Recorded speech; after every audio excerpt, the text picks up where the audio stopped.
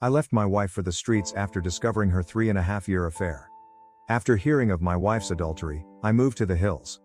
I'm not sure why I'm writing this, but perhaps it will be helpful to someone now that the incident is over and I've moved on.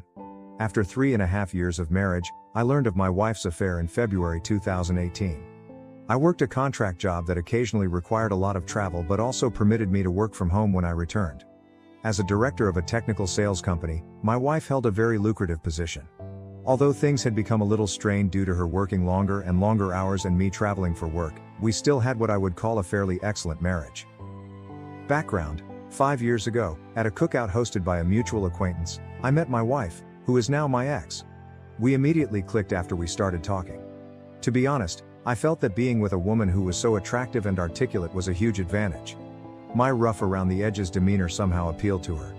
After a few weeks of dating, we found ourselves smitten with one another.